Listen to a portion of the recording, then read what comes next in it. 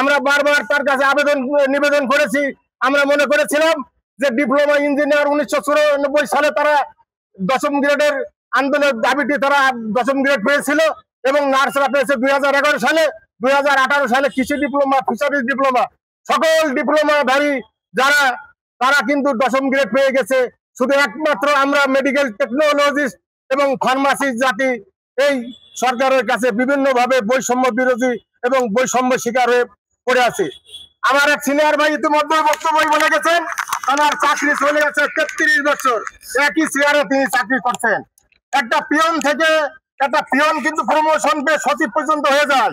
আমাদের পাশাপাশি যারা নার্স ডিপ্লোমা আমার হাসপাতালের সাথে স্বাস্থ্য সেবার সাথে জড়িত আছে, তারা কিন্তু তাদের বিভিন্ন পদ পদবি আছে। তারা senior staff nurse, supervisor, matron, এমনকি পরিচালক নার্সিং অধিদপ্তরে তারা দায়িত্ব পালন করছে। দুর্ভাগ্যের বিষয়, আমরা মেডিকেল টেকনোলজি এবং ফার্মাসি সকল সুযোগ সুবিধা থেকে বঞ্চিত।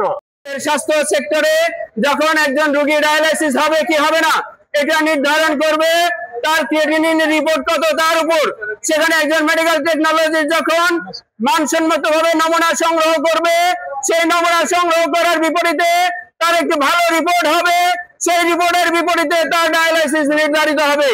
অথচ সেই গুরুত্বপূর্ণ জীবন সন্ধিক্ষণের সময়ে যারা তাদেরকে সেবা দিয়ে থাকে তাদেরকে যথাযথ মর্যাদা থেকে বঞ্চিত করে রাখা হলো।